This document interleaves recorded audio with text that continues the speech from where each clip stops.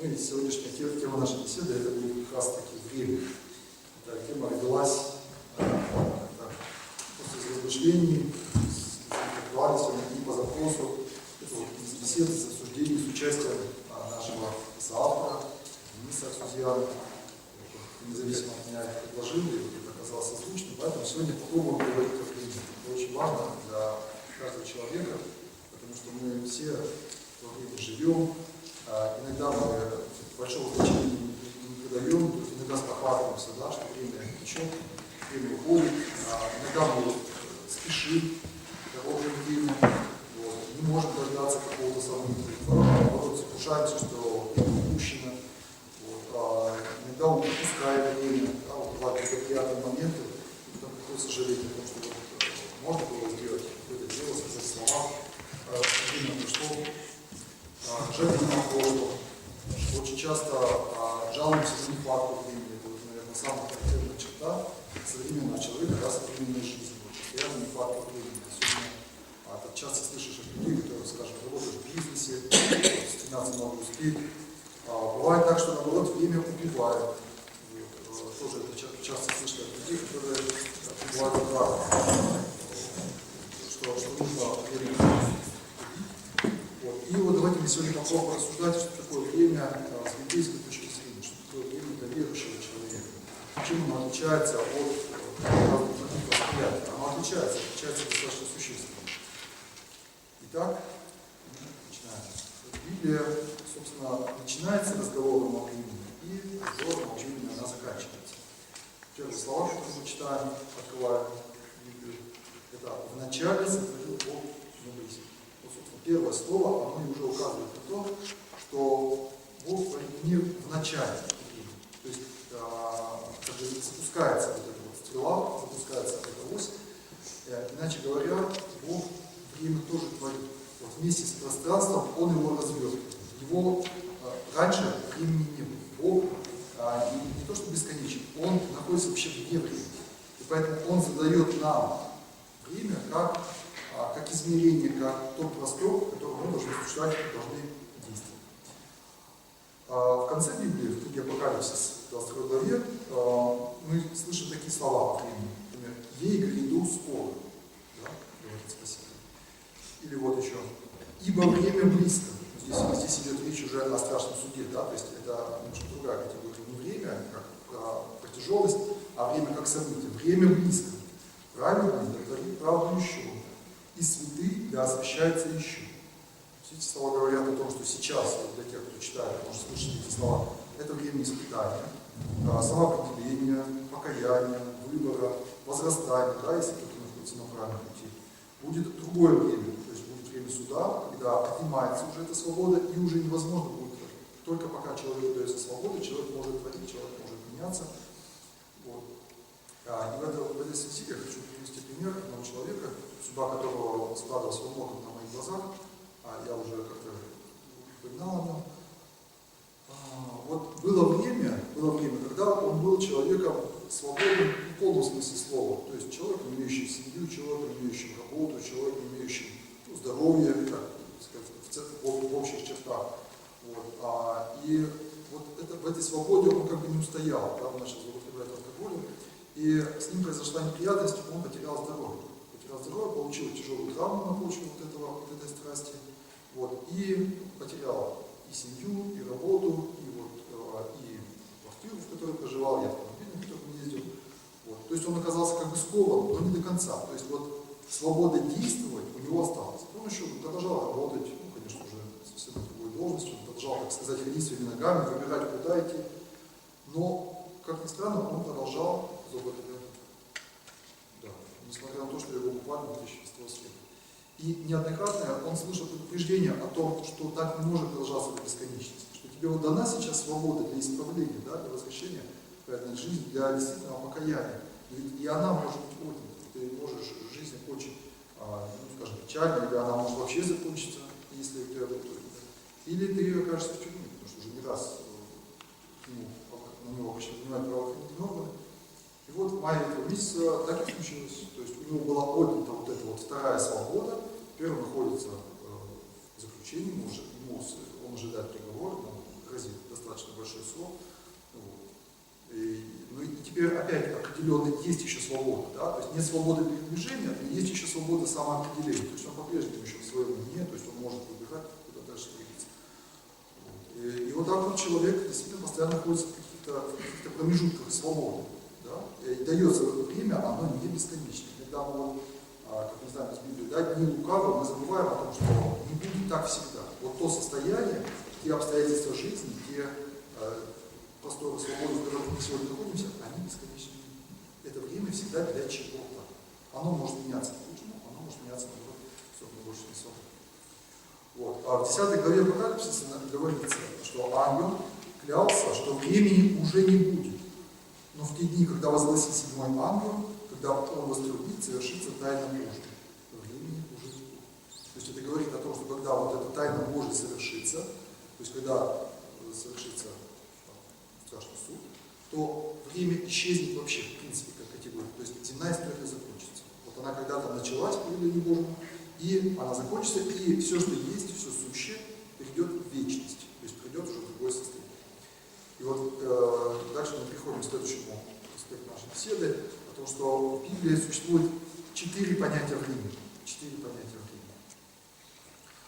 Собственно, они применимы вообще к истории, к общечеловеческой истории. Да? Они могут применимы быть к отдельному народу, они могут быть применимы к семье, они могут применимы к конкретному человеку. То есть каждый из нас может сказать, что да, это именно эти 4 понятия времени актуальны. Первое – это хронос, греческое слово хронос. Это означает момент совершения какого-то события. То есть конкретное указание, что некогда что-то происходит. Ну, например, в это время, или спустя некоторое время, или во время прохлады дня, или в вечернее время, во время зноя дневного. То есть указание на определенные временные границы. Это хронос.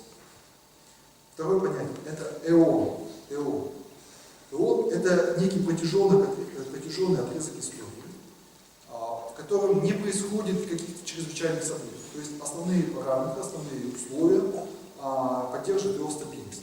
Понятно, что все меняется, все развивается, но тем не менее таких переломов, катастроф, революций не происходит.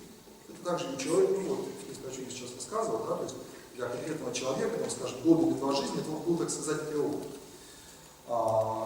Ну, в Библии, например, это может такими фразами иллюстрироваться.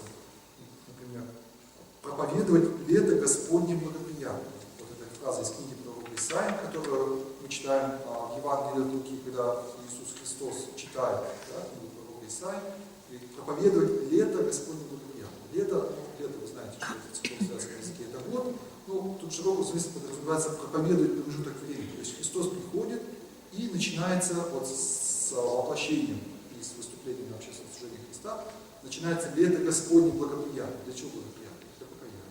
Да? Для воссоединения с Богом, для совершенствования, для обожения, для богоуподобления, для стяжания святости. Это все слова об одном, о том, что человек должен спастись. Есть и другие фразы, например, наступят времена тяжкие. Вот утверждает апостол, да? То есть о последних временах наступят времена тяжкие, когда люди будут непокорны, родители непокорны, недружелюбны, непримирительны, и так далее. Вот. Последние времена тоже часто употребляется такая фраза. И вот еще говорится, вы были в то время без Христа, в то время. То есть когда до того, какое мы услышали, как мы с ним встретились, вы были без Христа. Вот в притчах это время отшествия хозяина. Вот хозяин, да, ну, во многих притчах это есть, оставляет свой дом домоправителю и отходит на некоторое время, как бы оставляя, испытывая его собой. Или вот, например, получает монеты, да, талант, раздает талант работникам и дает им некоторое время для того, чтобы они употребили. То есть не заставляет их, а заставляет их.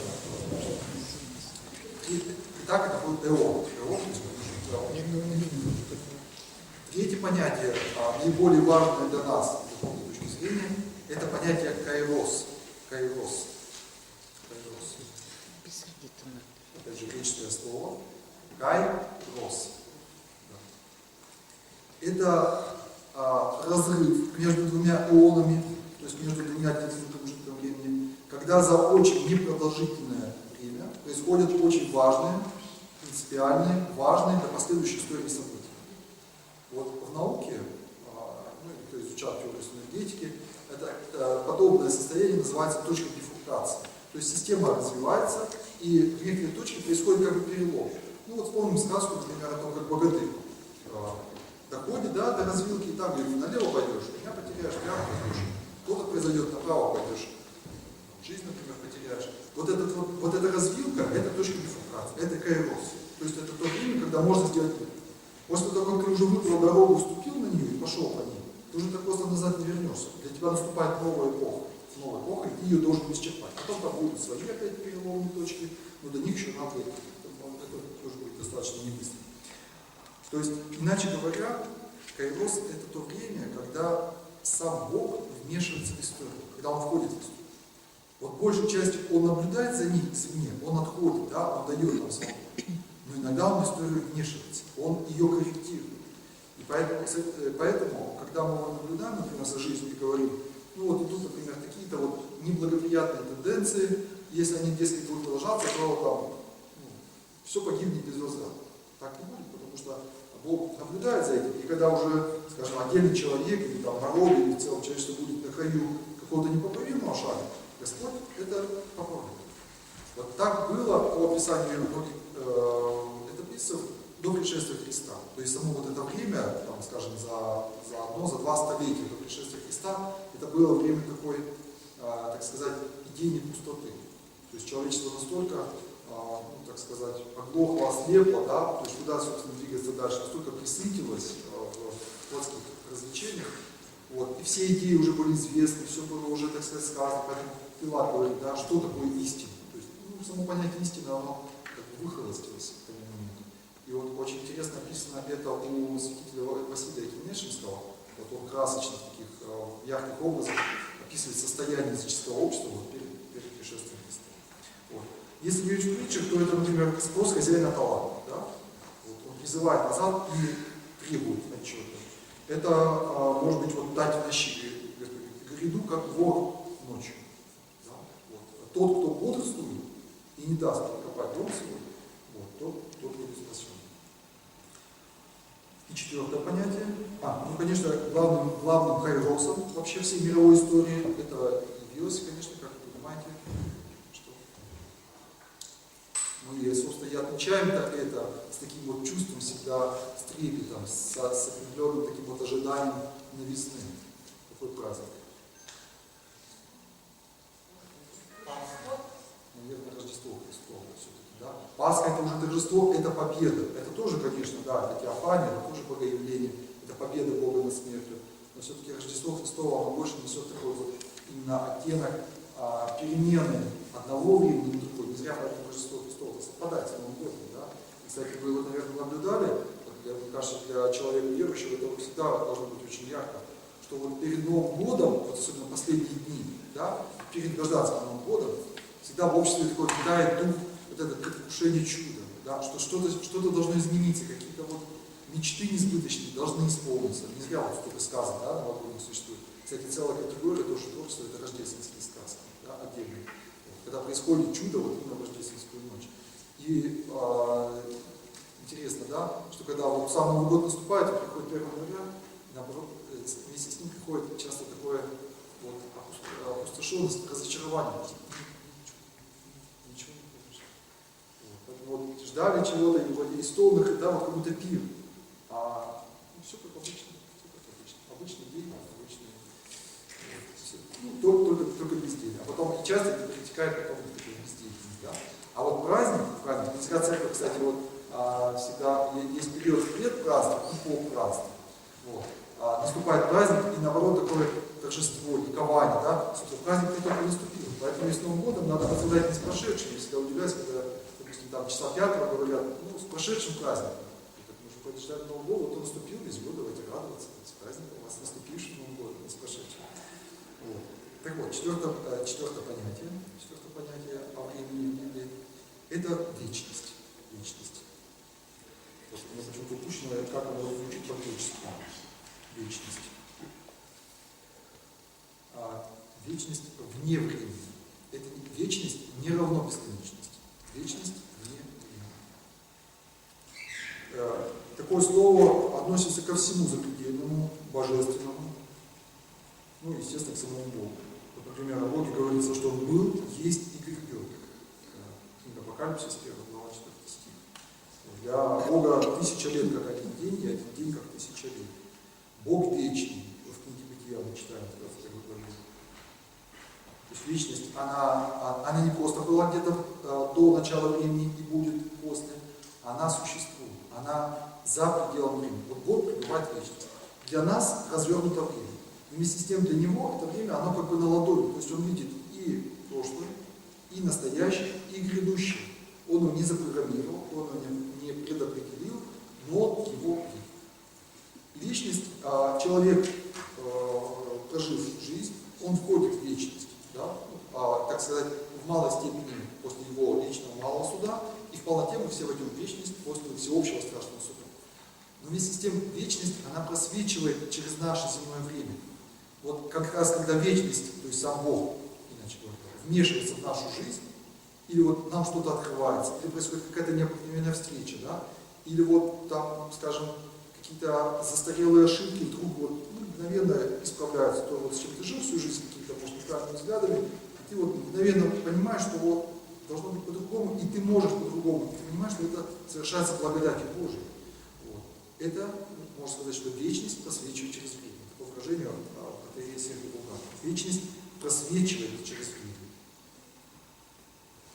Вот немножко забегу вперед по своему конспекту и хочу сказать о том, что мы каждый раз, когда мы пытаемся вступить в общение с Богом, совершая молитву, да, участвуя в таинствах, приходя в храм, мы всегда выключаемся из вот обычного потока времени и подключаемся к этой вечности. Мы стремимся с ней соединиться. Иногда более успешно, иногда не успешно. Вот. Но вообще в целом религия, богообщение, это стремление приобщиться к этой вечности. Иначе говоря, обрести вот это вот бессмертие, полноту жизни, потому что именно вечность полнота жизни. Почему вечность полнота жизни? Потому что все временно тленно, все временно и тленно. Не так? Да? Все, что пребывает во времени, оно все когда-то рождается, оно обязательно изменяется. Нет ничего неизменного, да? Вот. Как там поется песня? Все в этом мире бушующем, если только миг за него держись. Да? А призрачно все в этом мире бушующем. Вот. И безусловно, конечно, человеческая жизнь, как и говорится в Библии, как пар, да, появляющийся на короткое время и опять исчезающий.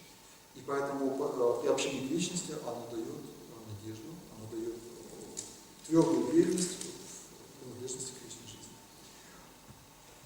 Вот, разобрав эти 4 понятия, мы с вами можем теперь подытожить, что, собственно, в христианстве время предстает как путь. В целом и для человека, да, как путь от вхождения в бытие и до суда, и для человечества, которое имеет определенное начало, середину пришествия Спасителя, да, и конец. Вначале Бог – это Творец, Бог Творец трех миров, а в середине истории человечества, в середине это не обязательно хронологическое, да, условно, в процессе это Спаситель, он входит в эту историю. И в конце земной истории это Бог судья и мзду воздает. То есть он судит и раздает мзду, то есть награду. Вот. Почему это важно? Для нас это так привычно, это кажется естественно. А с другой стороны, давайте посмотрим за окошко. Вчера попал снег. Да? Как это воспринимали люди, забывшие о единоборстве, то есть то, что мы называем языческий народ. И до сегодня, во многих культурах это сегодня сохраняется в прежнем виде. Цикличность. Что наблюдал человек? Он наблюдал циклы. Рождение, возрастание, смерть. Зима, весна, лето, осень. Да? Восход солнца, закат солнца. Фаза Луны. Начинается фаза Луны, заканчивается фаза Луны. То есть весь мир шел по определенному циклу. И поэтому возникала логичная идея, что вообще весь мир это цикл. У него нет ни начала, ни конца, вот он просто вот так вот кругами ходит по кругу. Этот круг, так сказать, в большем круге, вот такое бесконечное круговращение. Кстати, само слово «время», русское время, оно происходит именно от слова «вращение». Ну, там, общий корень есть у этих слов. Вот. Но, допустим, в буддизме до сих пор мир воспринимается именно как цикл Вселенной. Да? Вселенная возникает, умирает. Наша Вселенная не единственная, вот, некогда возникшая, да, когда-то она закончится, будут другие Вселенные. То есть такое такое бесконечное круговращение этих, даже терминов, да, колесо сансары. В христианстве определенная целеустремленность. Бог ставит цель, имеет в виду эту цель, приобщает людей к возможности осуществлять эту цель, дает задания, да, кто-то помогает ему в осуществлении этой цели, да, вот мы прославляем святители, благоверные, те, которые потрудились там, для утверждения равноапостольных, да, которые потрудились именно для деятельности церкви. Вот.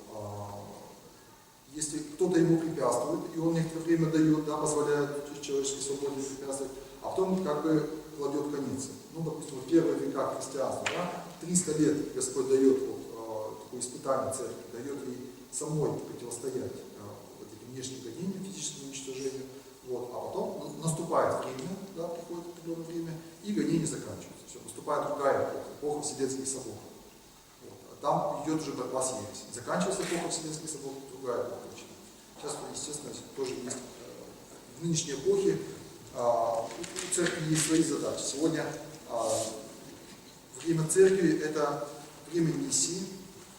То есть, когда церковь должна проповедовать, да, должна нести Слово Божие, это время покаяния для людей. Вот, допустим, в книге Деяний мы читаем: «Итак, оставляя времена неведения, Бог ныне повелевает людям всех повсюду покаяться». То есть, заканчиваются времена неведения, когда истины не было, и Бог призывает всех к покаянию, к исправлению, к познанию Сына Божьего. Идет вот этот выбор, самоопределение, свобода, да? Принять Христа или отвергнуть Его. Есть статья Н, вот не знаю, как правильно имя, не написано, Ружинская, христианская концепция времени в интернете. Почти все материалы, кстати, в интернете, книг немного фундаментальных по вопросу времени Библии. Вот, там интересные мысли, вы можете ее прочитать, она небольшая по объему, и легко читается. И там вот подчеркивается, в частности, о том, что вот, особенность нашей эпохи, о которой говорил тот же Сергей Булгаков, отец, что это время экономизма, да? То есть это время приоритета материальных благ. И вот отсюда идет вот эта нехватка времени, чувство постоянного спешки, желание успеть, боязнь опоздать. Отсюда идет суета, тревога и теряется возможность общения. Что такое суета? Вот об этом слове тоже надо сказать с разговором о времени. Что такое суета? Суета – это действия, которые не направлены на главное. Что есть главное? Господь сказал, да, возлюби Господа Бога всей душой, всем сердцем, всем мыслями, всеми чувствами, всеми силами и ближнего своего, как сам себя. Вот это главный заповедь. Так вот, любые дела, которые так или иначе не направлены на приумножение вот этой добродетели, то есть на познание Бога, на приближение к Нему, на построение любви, да, то есть отношения с другими людьми, это и есть суета. То есть это силы, время, потраченное напрасно. Вот, я долго думал, какой бы привести пример, и вот мне вспомнилась одна история. Один знакомый как-то говорит, предлагает купить земельный участок, недорого. Вот. Я отказался, говорю, нет, сейчас нет возможности покупать, строить, неблагоприятное для этого время. А он говорит, да купи просто там. Земля же дорожает. Сейчас купишь за 230 тысяч, а через год он будет уже стоить 330 тысяч. Вот. Я вот сейчас подумал, как бы с высоты времени уже там прошло много, около 10 лет с того момента. И я думаю, вот, наверное, если бы это дело совершилось, если бы я, так сказать, послушался этого совета, вот это было бы, наверное, суета. Потому что купить для того, чтобы строить, да, в этом резон есть, да, дом, семья, вот. А купить для того, чтобы перепродать, это какая-то выгода, ну что с этими 100 тысячами сделаешь? Потом дальше с ними думать, да, а дальше куда их вложить? Вот это, наверное, есть такая вот выгода, не связанная с нравственной областью, это есть суета. Противоположность тому, что мы говорили, что человек должен и может приобщаться к личности вообще во всей своей жизни. И один из святых говорил, что вся твоя жизнь должна быть богослужением. То есть богослужение это не только то, что происходит в храме, да, начиная с возгласа «Благословен Бог» и заканчивая пением многолетия патриарха. Вот. Вся твоя жизнь должна быть богослужением. И вот мне попалась с этим одна цитата, которая меня, знаете, она просто до такой глубины души она меня пронзила. Это, я ее выписал полностью, я ее зачитаю вам сейчас полностью. Это монахиня Мария Скопцова. Монахиня Мария Скопцова. Что она говорит? Христианство вечно совершаемое вне храмовая литургия. Вот тот, кто участвовал в литургии, понимает, что значит. Да? Литургия — греческое слово, означающее общее дело. Весь мир в этом смысле является единым престолом единого храма. А мы, подобно хлебу и вину, должны приносить наши сердца, чтобы они присуществлялись Христову любовью, чтобы Он рождался в них, чтобы Он давал их снеть миру, вот это самые сильные слова, чтобы Он давал их, то есть наши сердца, в снеть, то есть в пищу миру, чтобы Он приобщал весь мир этими отданными нами сердцами, и чтобы таким образом мы были с Ним едины. Очень глубокая, да, очень серьезная фраза, и в принципе в ней никакой ереси и никакого оккультизма нет. То есть эта мысль, ну, немножко художественно, конечно, витиевато выражена, но по сути дела это совершенно еврейская концепция, христианская концепция соединения человека со Христом, служения, да, сораспятия с Ним, сострадания с Ним и служения окружающим.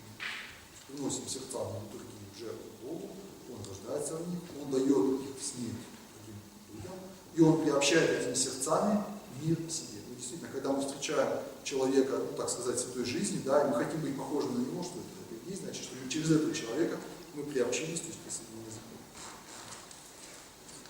Богу. Вот еще немножко по статье христианской концепции времени.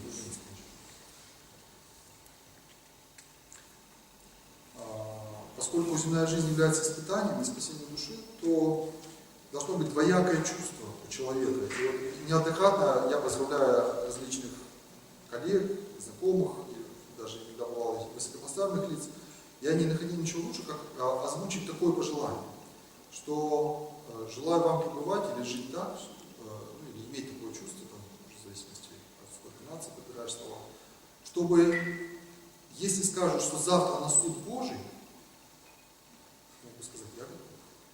А если скажут завтра, что еще 100 лет надо вот жить, пребывать, и служить, делать то, что ты сейчас продолжал делать, я с радостью. Вот. Об этом говорит апостол Павел, да? О том, что для меня и жизнь Христос, и смерть приобретение. Не знаю, что лучше. Желаю разрешиться и быть со Христом, но оставаться так полезнее для вас. Вот. Мне кажется, это тоже показатель правильного состояния души, когда нет страха смерти, да? То есть есть такое вот, то, что называется хождение перед Богом, целомудрие, да? Готовность предстать, готовность все свои дела показать, так как говорится, получить оценку всем своим делам. Вот. И вместе с тем есть готовность их продолжать быть и служить. Ну вот еще одну мысль я бы хотел отметить, что течение времени не прерывается смертью. Вот, смерть отдельного конкретного человека – это его малый суд, да, который творится несколько дней, но он в целом ход времени для данного человека не останавливает, потому что до всеобщего суда продолжается развитие души. Почему мы молимся за усопших? Потому что мы верим, что возможно изменение по нашим молитвам, и особенно по нашей, естественно, по милости, да, и особенно по нашей жизни, возможно изменение посмертной участи усопшего. Ну, или облегчение страданий, или наоборот возрастание в славе, или даже полная перемена. То есть из страданий в утешение. Вот, возможно такое. Поэтому в загробном мире продолжается еще до того, как весь мир перейдет в вечность, продолжается развитие, общение, деятельность. Вот, мы обращаемся к святым, да, и они продолжают свою деятельность. Плачут от власти, откликается на молитву, входит в нашу жизнь, является. Ну вот, и следующий материал, который я хотел бы сказать, это статья «Время в науке и в Библии» Валентин Велчев, автор. Тут немножко мы сейчас переключимся и поговорим о физике.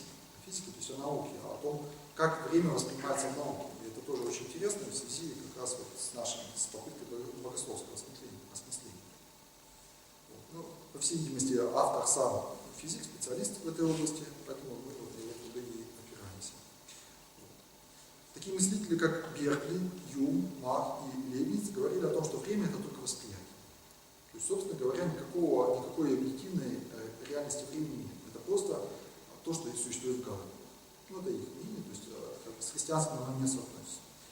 Исаак Ньютон говорил о том, что время линейно, бесконечно, однонаправленно и гомогенно. Гомогенно, то есть совершенно равномерно. Вот. То есть это такой сплошной, непрерывный, необратимый и одинаковый во всех измерениях поток. Ну, понятно, что только человек его воспринимает по-разному, да, то более временнасыщенный, то менее насыщенный. Но это был Ньютон. Ньютон, кстати, о пространстве говорил то же самое. Да? Вот. Когда появилась теория относительности Эйнштейна, стало понятно, что материя, пространство и время – это аспекты единой физической реальности. Вот эта мысль очень созвучна первой строчке Библии. Вначале сотворил Бог мир. Не знаю, как это передать вот образно. Как бы только из своей любви, да, только своим волевым актом Бог развертывает одновременно и пространство, и создает материю, и запускает время. Это как бы аспекты, ну, тоже, это божественной любви. Можно сказать, вся любовь Божия, вот она, так сказать, материализовалась. Я не физик, и, может быть, я грубовато выражусь в этом смысле, но вот формула скорости света, она ведь что говорит? Она говорит о том, что энергия, да, равно масса умножена на скорость света в квадрате. То есть энергия и масса, они как бы соотносятся, то есть это являются аспектами одной реальности. Можно сказать, масса – это сгустившаяся, уплотнившаяся энергия. Да? И с другой стороны, наоборот, масса может превращаться в энергию, как это происходит в атомных реакторах. Вот. А что такое энергия? Энергия ведь это любовь. Вот. Выплеск Божьей любви сотворил, собственно, весь мир. Ну, так понимаю я.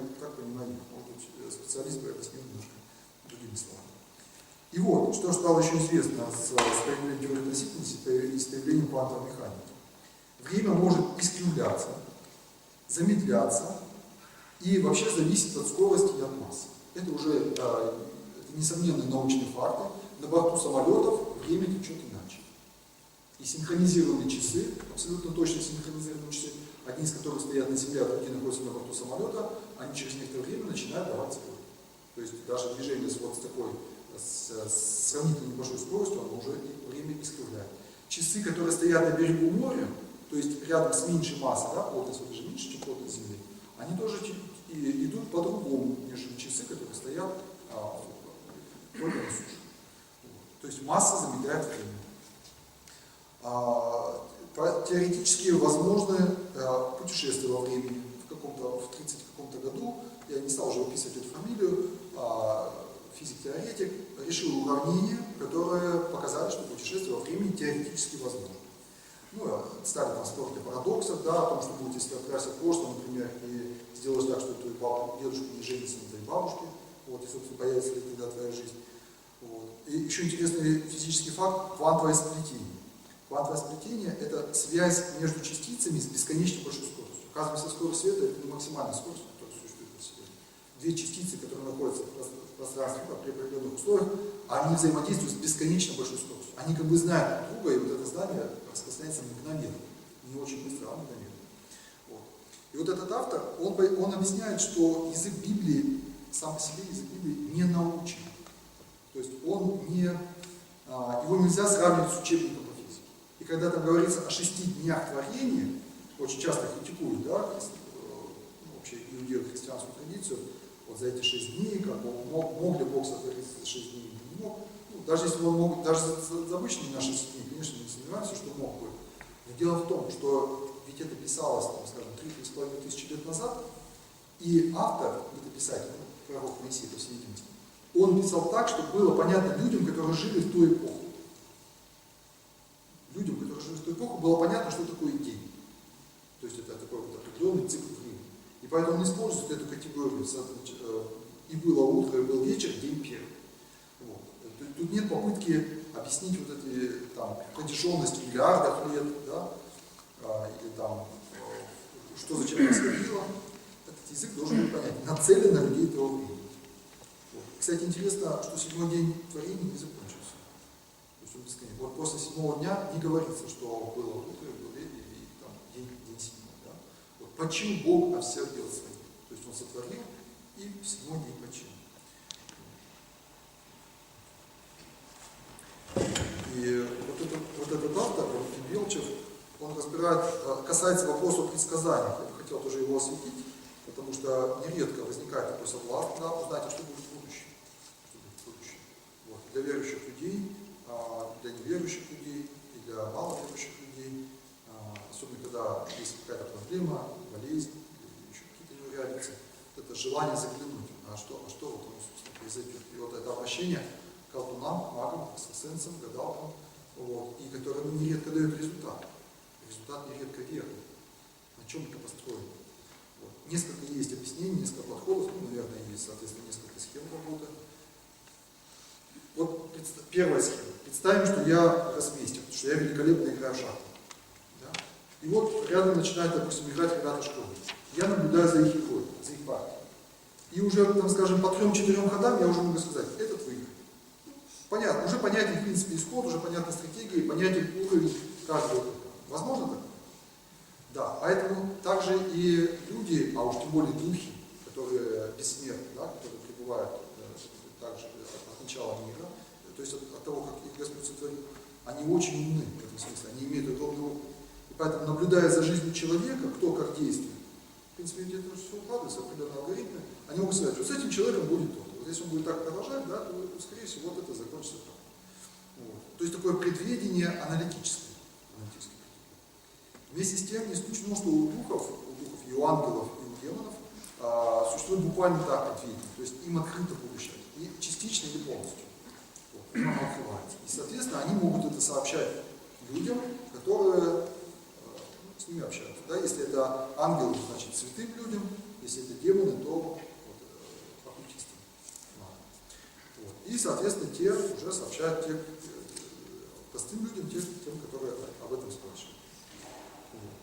И есть еще третий вариант, что, собственно, вот, если этим занимаются духи, то они устраивают как нужно. То есть они как бы что-то предсказывают, то есть они обещают какую-то ситуацию, а потом ее просто организуют. Потом делают так, чтобы она осуществилась. Вот. Ну, получается, конечно, обман, а, собственно, дьявол называется лукавый, да, то есть мастер обмана. Вот цель их в этом состоит. Человека обмануть, запутать и, самое главное, вовлечь свои силы. То есть, что человек начал действовать согласно их, чтобы душа принадлежала. Ну, я заканчиваю этот разговор по статье о физике и вообще о предвидении. И вот сейчас череда отдельных мыслей о времени. Вот, когда мы с Денисом Аксудяном обсуждали сегодняшнюю тему, как происходит разговор, о чем будем говорить, он как-то обмолвился такой фразой. Он говорит, вот у меня в детстве была мечта написать книгу, которую бы можно было напечатать, и люди бы могли ее прочитать. Вот. Ну, наверное, многие в детстве, да, мечтали стать автором, написать какую-то книгу. Вот я сказал, что да, у меня, наверное, тоже такая мечта была, я помню даже об этом. Но, и вот в тот момент мне пришла в голову мысль о том, что на самом деле каждый человек, даже который никогда не опубликовал ни одной книги, ни одной статьи, он пишет одну большую книгу. И который почитает не 10 тысяч, не 20 тысяч, а который почитает много миллиардов человек. Это книга своей жизни. Мы пишем. Каждый день мы пишем книгу своей жизни. Через наши дела, через наши слова, через наши помыслы, через то, что мы делаем, день за днем мы созидаем летопись. Поэтому и говорится, да, разгнутся книги совестные. Вот о страшном суде. Разгнутся, то есть разогнутся. Книги совести. То есть в нашей совести это все складывается. Там в совести нашей пишется эта книга. И когда настанет страшный суд, мы каждый из нас представим, и каждого человека будет друг за другом последовательно смотреть, читать книгу жизни. Ты написал такую книгу, ты написал такую книгу, ты написал эту книгу.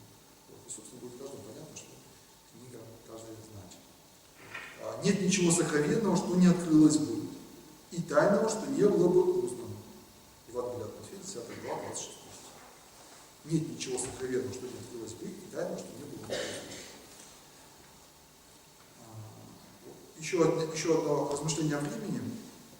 Просите, и дано будет вам. Ищите, найдете, стучите, и отворят вам. Евангелие от Матфея. Очень часто священнику приходится слышать просьбы помочь, помолиться, или просто утешить человека, который что-то ждет. Мы все постоянно что-то ждем. Кажется, что вот когда вот это событие случится, тогда жизнь будет совершенно другой. Да? Вот тогда настанет некое счастье, некий покой, некая удовлетворенность. У всех это по-разному.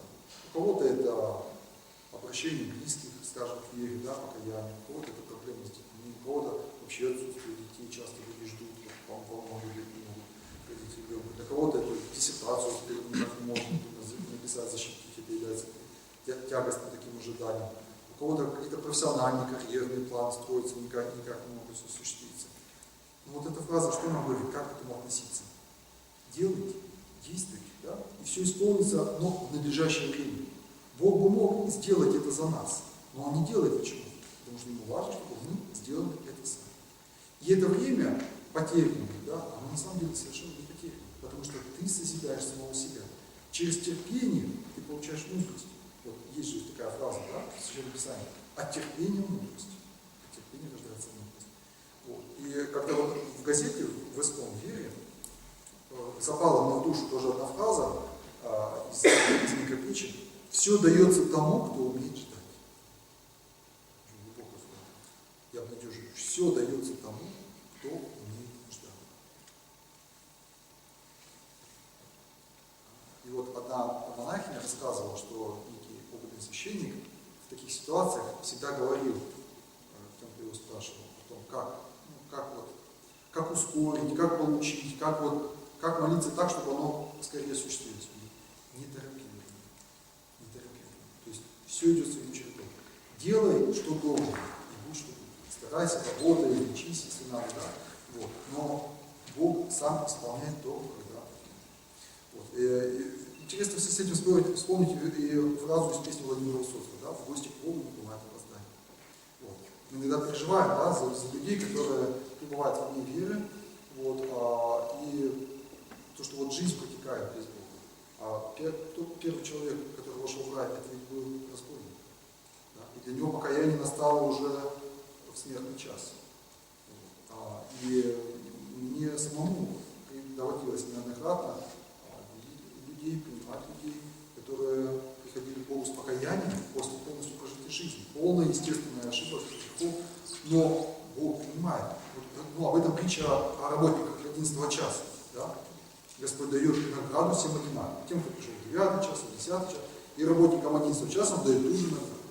И тут даже наоборот соблазн для тех, кто пришел раньше, потому что можно возроптать, да, сказать, ну как это, вот мы ведь всю жизнь тебе служили, а ты даешь им такую же награду. Нет, это нельзя. Ну, а о предопределении мы немножко уже сказали, давайте закончим эту мысль. Вот, предопределение – это предведение. Нет предопределения, безусловно. То есть Бог за нас не решил. И вообще ни за одного из людей он ничего не решил. Просто он знает, что будет наперед. Он прекрасно это все знает, но он может корректировать. То есть даже когда он произносит какое-то слово, он это слово может изменить. Книга пророка Ионы, самый классический пример, говорит, столько-то, столько-то, и Ниневия будет разрушена. Пророк Иона идет в Ниневию, да, проповедует там, Ниневия приносит покаяние, поразительно, Иона этого никак не ожидал. Все одевают в ретище, царь посыпает себе голову пеплом, никому не дают, все налагают на себя строжайший пост, даже скоту не дают кушать. И что Бог говорит? Он отменяет это разрушение. А Иона печатался, да? Вот. Или вот в 4 книге Царств мы читаем: «И прибавлю ко дням твоим 15 лет». То есть тоже человеку, который лежал уже на смертном одре, после покаяния Бог говорит: «И прибавлю к дням твоим 15 лет». То есть Бог может корректировать линию судьбы. В этой связи мне вспоминается история, которая была с близкими, знакомыми людьми, с молодой семьей, верующих, православных, которые обвенчались сразу, когда играли свадьбу.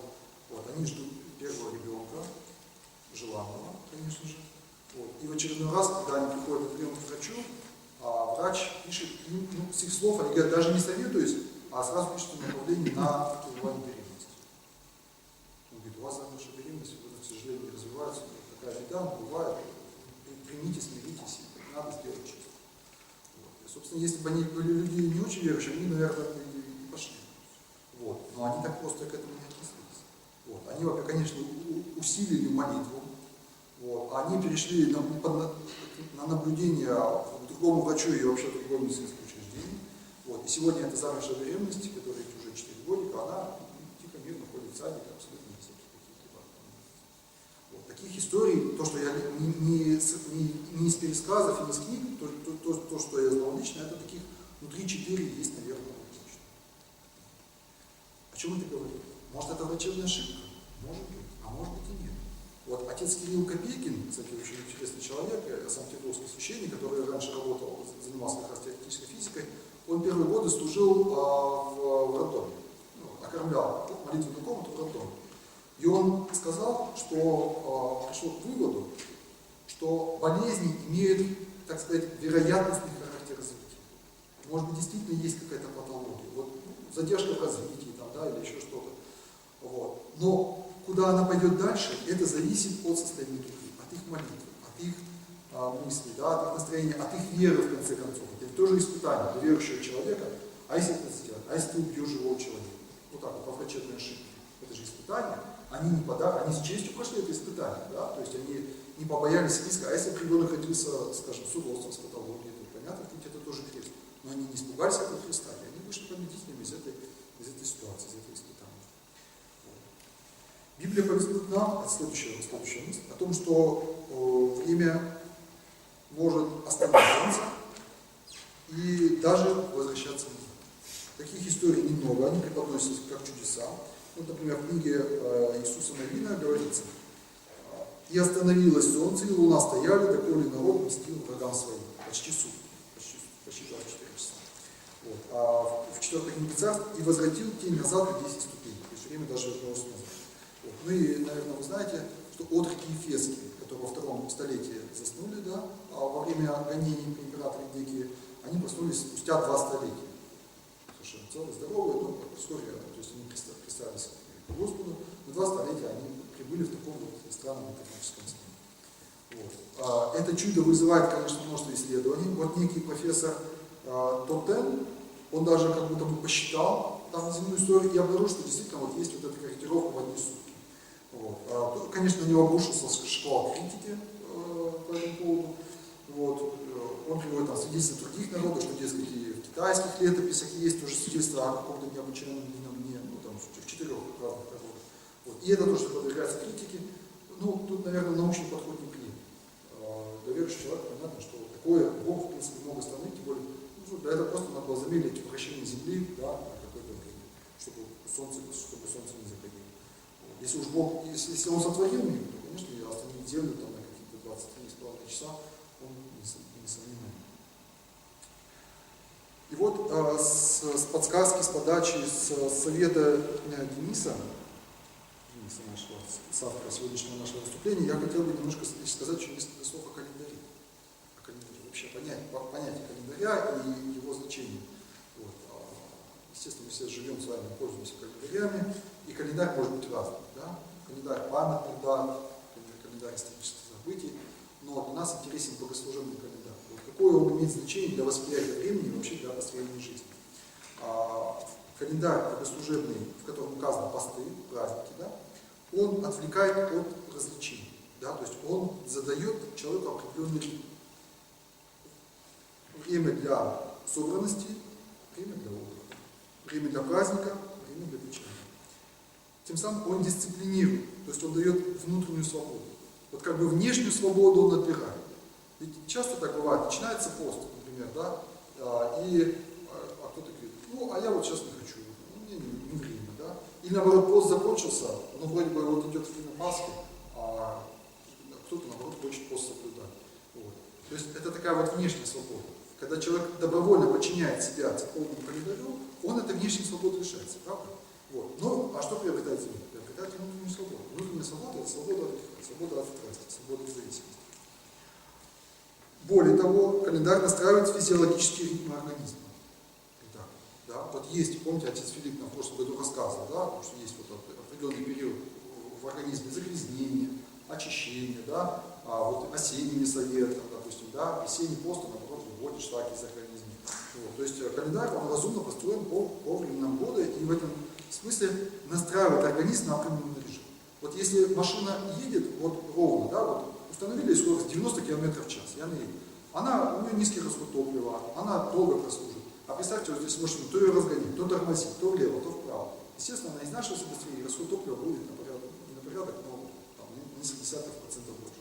И также человеческий организм. Вот если он определен вот этот ритм, уклад настроить, да, 2 поста в неделю, 4 длинных поста, несколько дней, строгого поста в году, периоды отсутствия поста, то, собственно, он как бы в этот режим ходит, и для здоровья, для физиологии это наиболее благоприятно.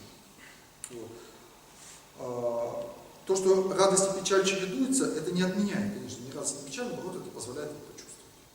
Потому что когда каждый день радость и печаль, вроде как бы они стираются, да, то есть нет ни чувства настоящего праздника, потому что поста не было, да, и, собственно, и какие-то воздержания, как диета тоже не дает глубокого изменения, глубокого покаяния.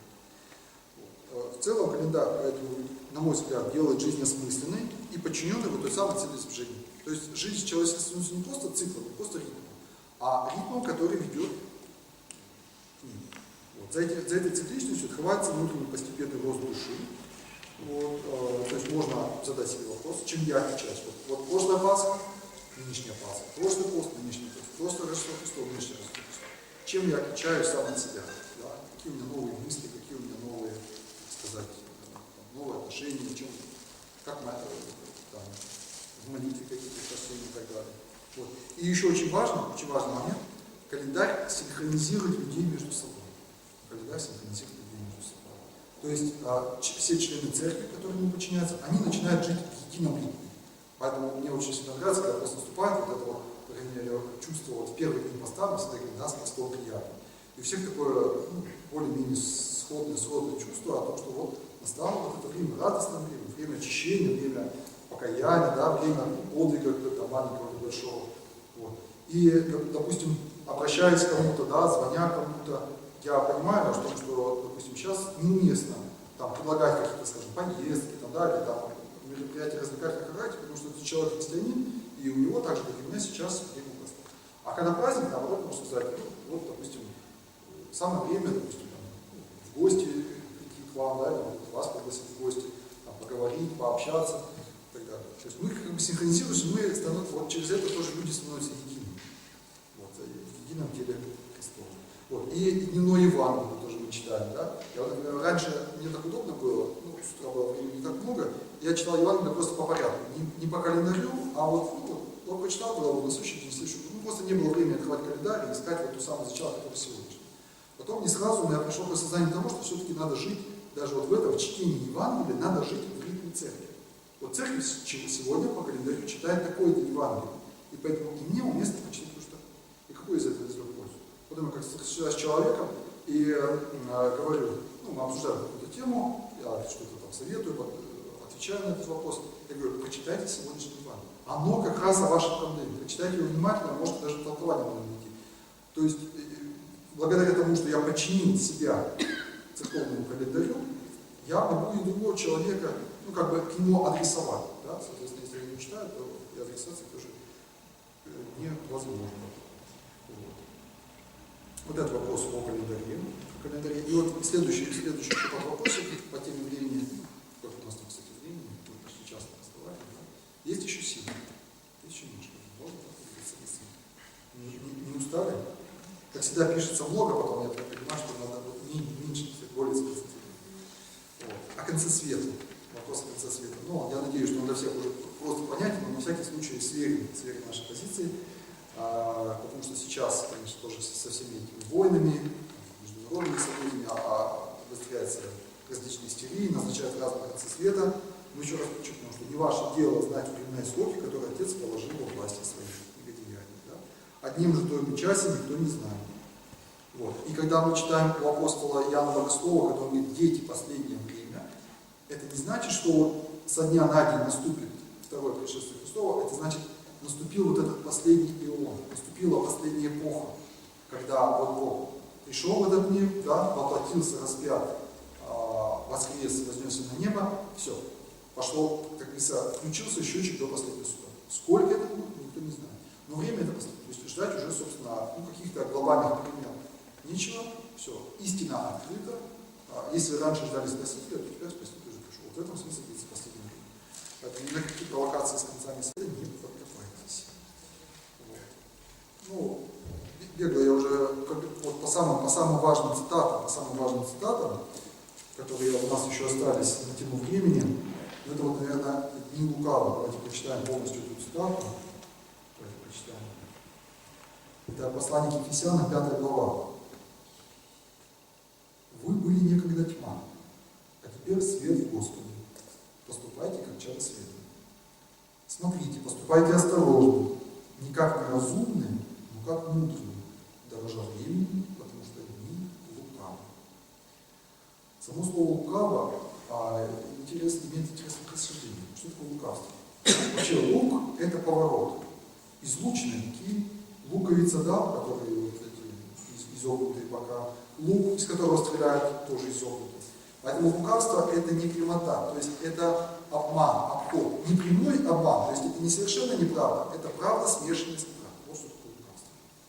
Вот. Что значит, что не лукаво? Это они, значит, говорят частично правду, а на самом деле обман. Не лукавы в чем? Например, они говорят нам, что у нас еще много.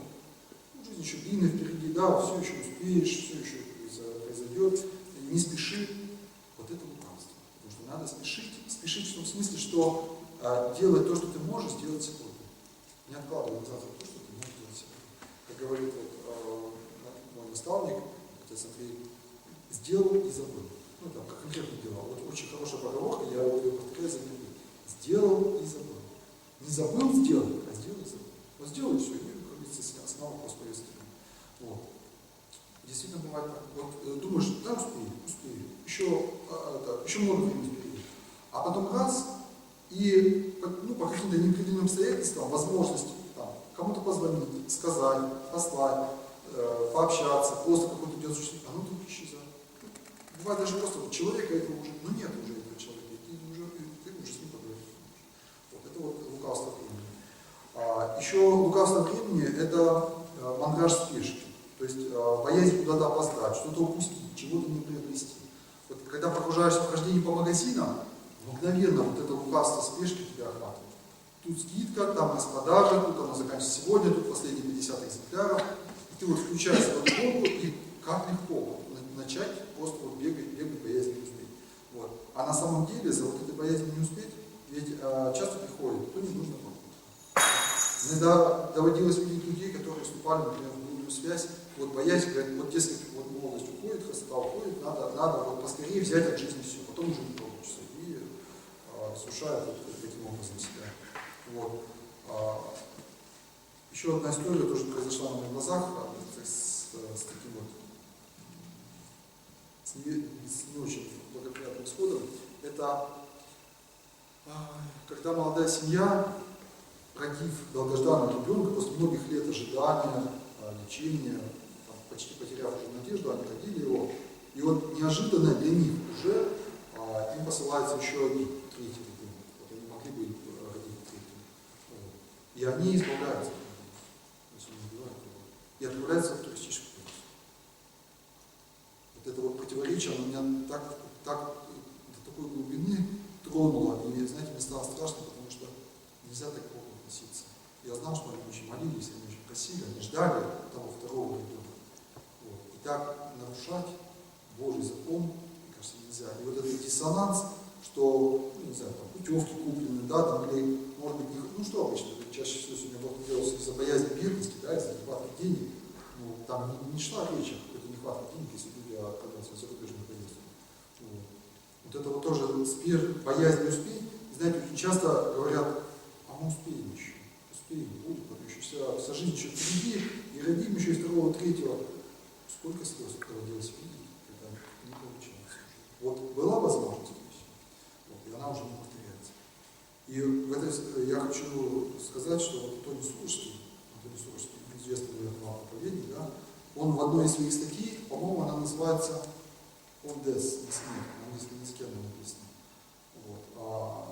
Он говорит, мы живем как на черновик, с надеждой когда-нибудь его переписать.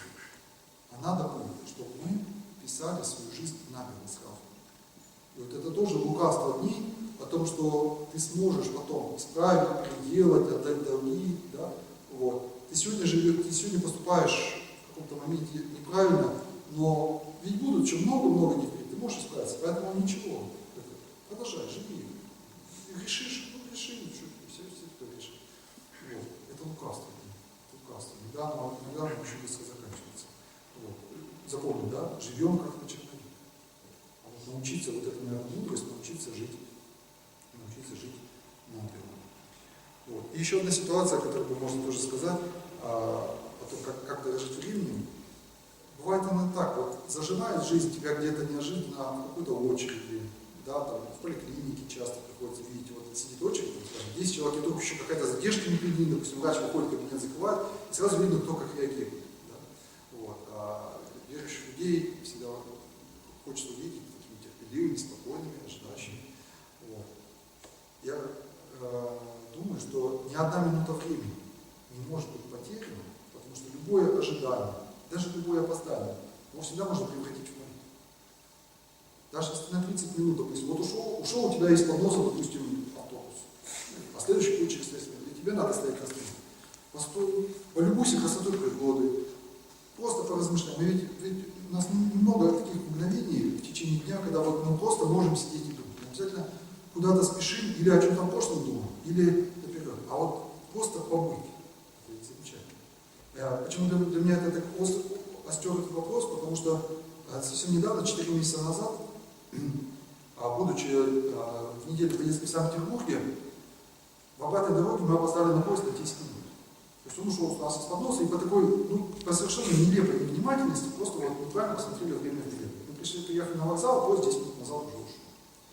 Вот. И столько из-за этого возникло суеты, огорчений, там, беготни. Но в итоге, чем это все закончилось в итоге? То есть мы приехали, взяли билет на другой поезд, эти билеты сдали, конечно, кучу денег, наверное, потеряли. Но, в принципе, мы приехали в Сыктывкар так же, как и планировали. Планировали в 8 часов вечера приехали в 9. То есть разницы, по сути дела, никакой нет. С двумя пересадками. Это не суть. Но сколько пользы из этого получилось? Я встретил, например, 2 людей, которые меня впечатлили своим спокойствием. Вот когда мы меняли билеты, и вот за спиной очередь уже огнедышащая, вот, и суетящаяся, и кассир, девушка молодая, с таким невозмутимым спокойствием и с таким вниманием к человеку, она вот это вот все делает, подбирает, заботится. Я был прохожу, просто вот впечатлен ее самообладанием. Вот.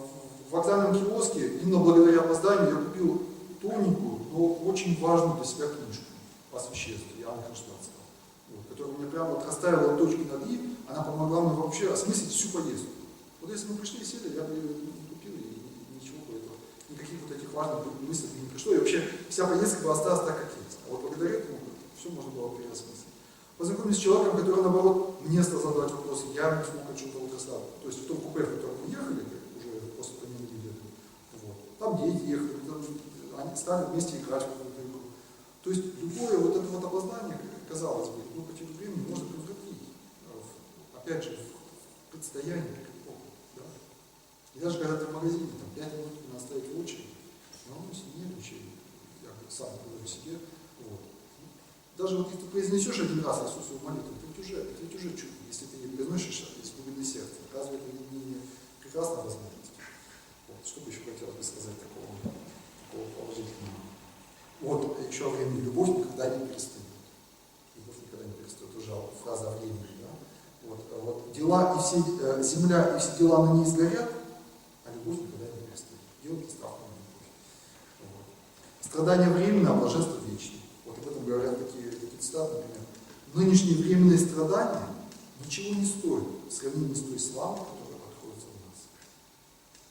Ведь очень часто бывает так, что мы переживаем и считаем, что мы Богом забыты, да, или там, ту или иную тяготу, болезнь, или еще что-то мы переживаем, и кажется, что вот конца этого нет, и все это так несправедливо, а вот другие люди живут, грешат, и им ничего такого не дается. Кратковременное, легкое страдание наше производит в безмерном преизбытке вечную славу. Ибо видимое временно, а невидимое вечно. То есть мы, даже если здесь и страдаем, мы страдаем, во-первых, несравненно легче, да, чем это могут быть вечные страдания, и мы страдаем всегда временно. Жизнь, какая бы она ни была тяжкая, она всегда измеряется определенным периодом. А слава, в которую человек может войти в Царствие Божие, она не просто бесконечна, она вечна. И поэтому временными страданиями мы только правильно это прекрасно понимали все мучения, которые шли на свои страдания. И Серафим Саровский поэтому говорит, да, о том, что даже если бы мы жили бы вот в этой келье, и она вся была бы наполнена червями, которые бы непрестанно ели бы и грызли наше тело, и на это надо было бы согласиться ради той славы небесной, которая для нас возможна. Давайте будем к концу уже приближаться, еще несколько самых таких глубоких, ярких фраз для размышлений. Научи нас так счислять дни наши, чтобы нам приобрести сердце внутреннее. Псалом 89, стих 12. Научи нас так счислять дни наши, чтобы нам приобрести сердце внутреннее. Тут все сказано, можно даже без комментариев оставить.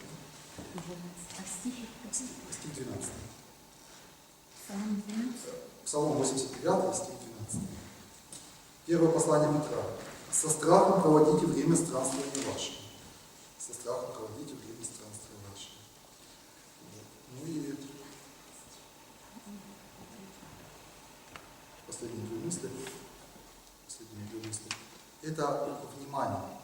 Внимание. У Игнатия Кричининова есть целое сочинение такое о внимании, о внимательной жизни, о том, как человек должен, так сказать, слушать обстоятельства, слушать Слово Божие. Ну и, конечно, внимать самому себе, да, что с тобой происходит, какой ты движешься, конечно, цели. Вот советую вам это найти. Называется о внимательной и невнимательной жизни, по-моему, вот так. И вот преподобный Варсонофий Обнинский, он тоже говорит о том, что ни одно событие в нашей жизни не является случайностью и не является бесполезным. Все является проявлением помысла Божьего. Все ведет нас к спасению, все ведет нас к откровению. Только надо быть внимательным. Внимайте тому, как вы слушаете. Так говорит Господь. Наблюдайте за собой, как вы слышите. Ну и последнее, на чем я закончу свое выступление и отвечу на ваши вопросы. Благословлю Господа во всякое время. Псалом 33, который мы поем на литургии, на самом служении. Да? Вынул, то есть всегда хвала Его во устах моих. Еврейская поэзия, она так построена. То есть от строчки произносит какая-то мысль, в следующей строчке эта же мысль повторяется другими словами. Благословлю Господа во всякое время, всегда хвала Его во устах моих. Поэтому я и желаю всем вам пребывать, приобрести такое состояние души, такое настроение, чтобы ходить всегда перед Богом и благословлять Его на всякое время. В печали, и в радости, и в ожидании, и не торопить время, и внимать времени, да, и не допускать, чтобы дни нас обманули, чтобы они могли нас слухать. Если у вас есть высказывания, вопросы, давайте пообсуждаем, обменяемся еще у кого какие мысли. У нас же беседы, а не непосредственно монологи.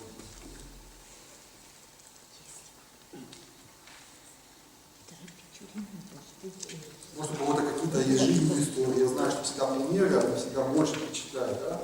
Вот. Для иллюстрации тех мыслей, о которых мы сегодня говорим, может, не столько богат, что каждую мысль проиллюстрировать примером. Когда вы говорили о времени, да? Потоп, он не имеет отношения ко времени, период. Конечно, это ион. То есть до потопа это был один ион времени, да, то есть когда Бог дал собой. Под сам потоп это вот вмешательство Бога, то есть когда он убавил, да, то, вот, и дает начало новому миру, то есть выводит Ноя из Больше не буду, как он сказал. Да, потом больше потопа уже не будет. И также с Авраамом, да, то есть призвание Авраама, это тоже вот такая рубежная точка, с которой начинается история еврейского народа. Когда Бог призывает Авраама, выводит его из земли, идет и начинает с ним строить. Не зря так подробно в Библии описано. Это история жизни конкретного человека, который оказывает влияние на жизнь целого народа. Собственно, Бог и делает это по промыслу, да, чтобы родился Спаситель спустя много веков из потомства Авраама, чтобы мог родиться Христос. Все ждали, каждый хотел. К нему пришел.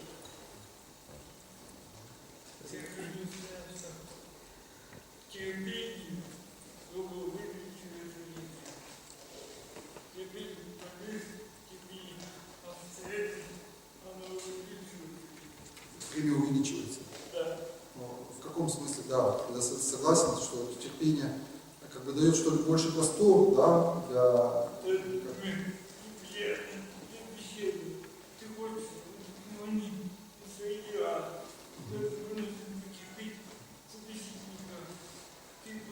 мир, и чтобы потом обратившись сюда, начал с другой точки зрения.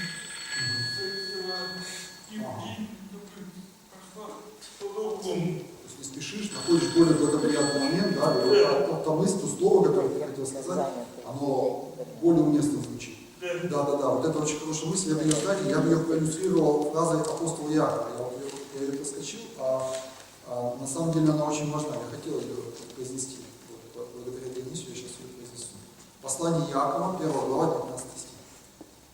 «Всякий человек да будет скор на слышании, медлен на слова, медлен на гнев». Скор на слышании. То есть вот когда тебе что-то говорят, ведь сейчас, да, говорят раз, говорят другой, говорят третий. А если быть скорым на слышании, значит ты слышишь первое, ты внимаешь это, ты слышишь слово и стараешься вспомнить. А вот на слова медленно, когда хочешь кого-то поругать, высказать что-то, да, как меня прошлый раз говорит, не все выговаривай, не все выговаривай. Иное сноси молчание. Вот, особенно по отношению к подчиненным, к детям, например, да, часто бывает такое, что нетерпение, желание сказать, да, и даже вот это выражение съязвить. А я не зря ведь слово съязвить, как бы уязвить человека. И тут часто язвит, то у него потом язва образуется, потому что ведь все тело связано, да, с психикой, с душой, и вот это вот само чувство осуждения другого человека, оно вызывает вот те нарушения процессов, из-за которых потом в теле появляется ожидание. Поэтому вот, будем учиться быть медленными словами, особенно медленными на гнев. Еще время. В детстве казалось, что время тянется более медленно, чем вот сейчас с возрастом, да, оно ускоряется. Ускоряется.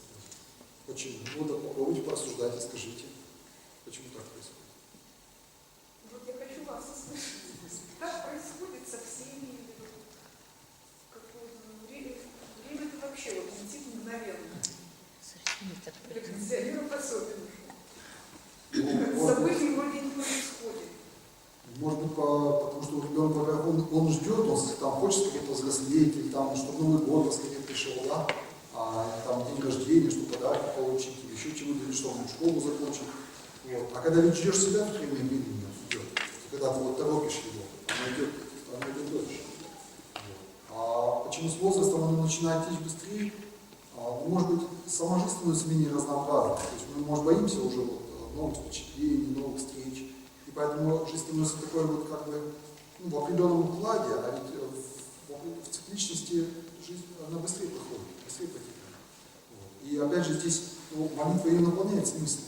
И не только молитва, а вообще жизнь как молитва. То есть широкий круг знакомств, общение, вот, насыщенность событиями, не суетными, а которые подчинены, как сказать, общей заповеди, общей духовной жизни человека. Да? Мне кажется, оно очень, очень наполняет.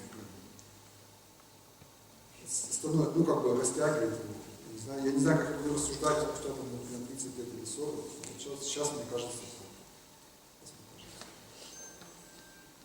Сейчас, да, время раньше измерялось, зимние каникулы, 1 сентября дети пошли, их дни рождения сейчас, раз, Рождество, Пасха, зима опять наступает мгновенно, лето пролетает еще быстрее. Вот мне вспоминается из жития Серафима Саровского такая фраза, что он, когда вот он еще был молодой, он там 20 с чем-то лет принял, в начале священный сан, вот, и когда он служил еще диаконом, он сожалел о том, что люди не могут служить как ангелы Богу день и ночь.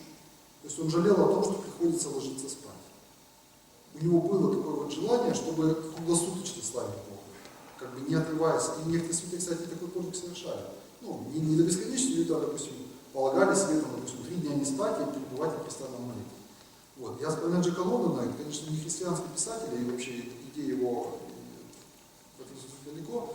Но вот в романе Мартин Иден он тоже описывает вот это состояние, когда вот он был на подъезде Мартин Иден, вот, ему было жалко ложиться спать. Настолько у него жизнь кипела, настолько она была интересная, насыщенная, наполненная, ему было жалко времени до сна. И мне кажется, хорошо бы так жизнь наполнять, насыщать ее, делать ее такой, чтобы было жалко времени до сна. Ну, чтобы оно было, конечно. Еще книга «Время не ждет». Заголовок. Напомните о чем. Уже помню. Уже было? Не читал.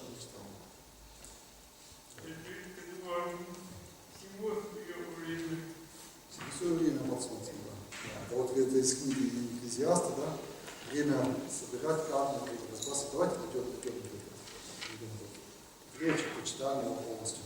Такой, он звучит очень пессимистически, но на самом деле смысл в нем заложен глубокий. Так, это у нас «Премудрость Соломона».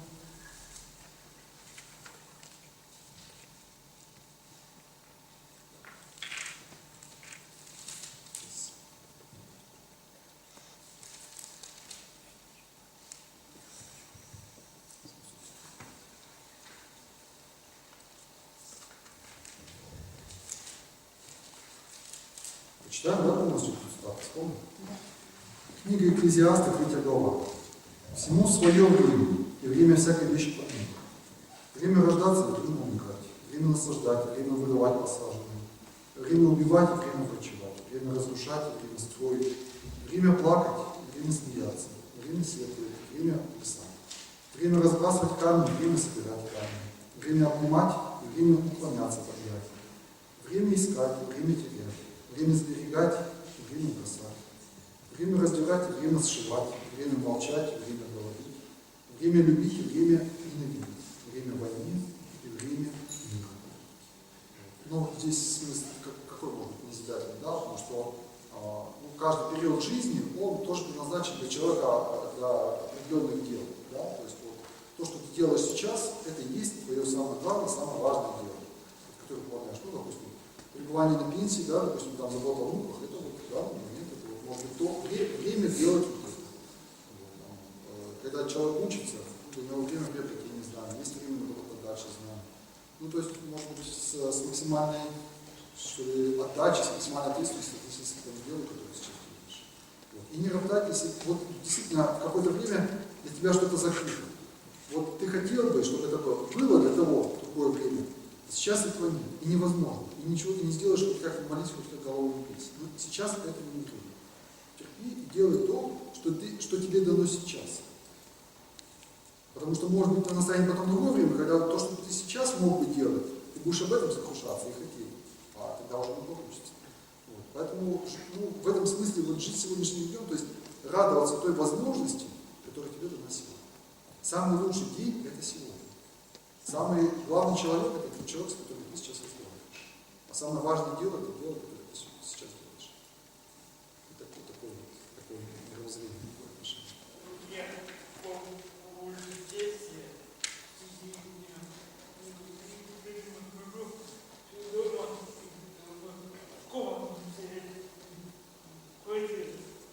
вот я буду путешествовать в стае. Я утром встал, после завтрака встал, вот Иван, это уже они и выехали. После обеда я, по-моему, цвет вот так я жалею сумку вложу, я жалею время твоего бытия. Слышно все или мне сказать?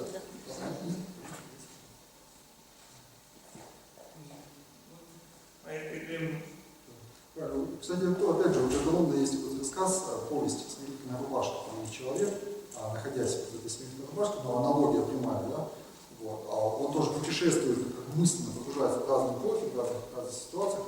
Также и здесь, действительно, вот, будучи лишенным физических возможностей передвижения, человек может интеллектуально, духовно путешествовать, да? Разговаривать с тем или иным писателем, да? Погружаться в евангельскую историю, наоборот, о будущем размышлять, да? Участвовать в подготовке, там, скажем, конференций, мероприятий и так далее. Вот. И тем самым свою жизнь делать насыщенной. А иной раз, наоборот, вот беготня ногами, путешествие, да, оно как будто не приносит ничего. Вот вроде съездил, вроде побывал, вроде и там, и сфотографировался даже, и там автограф где-то оставил, а для души-то ничего не осталось. То есть назидательного, познавательного, да, такого вот духовного роста. Ну да, я отметился, вот это редкое место. Но а что ты из этого приобрел? Поэтому и говорится, что вот их рождение перед Богом, это значит всю свою жизнь, время это путь к вечности. Вот так вот, если коротко сказать. Это Юстин, преподобный Юстин Попович. Время это путь в вечность. И поэтому каждый день, каждая встреча, каждый разговор, он должен быть наполнен вот этой солью, этим смыслом, да, возрастания. А как это соотносится с вопросом вечности? Как это соотносится со спасением? Как это соотносится с Богом, в конце концов? Так же, как сказать. Ведь и работа, и семья, и домашние дела, и даже когда ты просто по улице идешь, даже то, что твое лицо выражает, есть, это уже, это все имеет значение.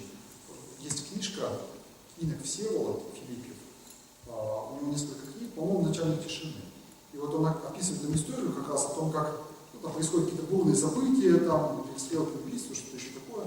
Вот. И вот однажды человек, который останавливается на светофоре, он видит лицо монаха, который тоже стоит и ждет на светофора, и тот покой, который исходит от него, то есть он не суетится, он не спешит, он не перебирает ногами, да, нервничая, пока там зрится, он просто спокойно стоит и ждет.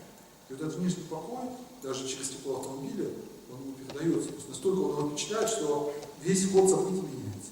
Вот. Я тоже об этом часто думаю, что даже когда мы просто идем по улице, сидим где-то в очереди там, или поднимаемся по лестнице, наши мысли, они, собственно, тоже ведь отражаются в лице. Мне доводилось видеть людей, на которых просто вот хотелось смотреть, не отрываться. Я не знал, о чем они там говорили, я не знаю их жизни, но сама вот духовная красота так сияла на лице. Ну вот, 2-3 раза вот точно мне доводилось видеться. Вот. Просто хотелось себе улыбаться.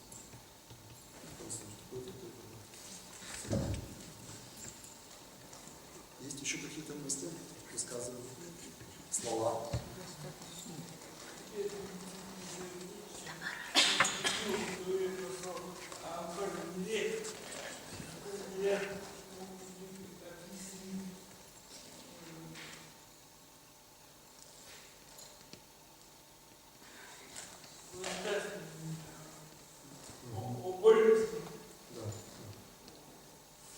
То, что издаются календари с цитатами, да?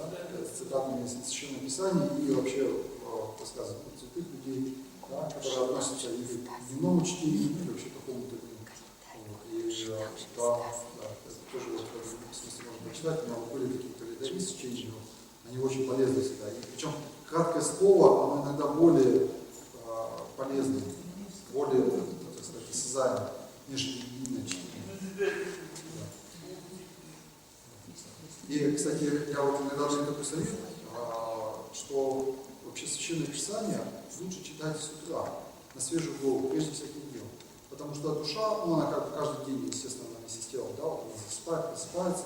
И то, чем ты ее наполняешь в этот день, собственно, это, ну, как-то невидимо, она определяет все равно распорядок дня, ход твоих мыслей, потому что это первое, что в твою душу вошло. А бывает так, что вот уже вроде побегал, что-то сделал, с кем-то поговорил, и пытаешься прочитать, и все, вот уже мысли уже запущены, вот круговорот уже пошел в голове, вот этот дневной темп, и ты не можешь уже слова божественного воспринять. Поэтому или утром, или наоборот вечером перед сном. Вот. Ну надо так, и вообще и молитва, и чтение души наполнять. Так же, как сосуд, вот когда делают глиняный сосуд, что первое в него вольют, ну, допустим, там духи, наоборот, какие-то нечистоты. Это настолько глубоко впитывается, что потом оно уже ничем невозможно. Так же и душа. Вот что первое в нее войдет, то будет наиболее глубоко.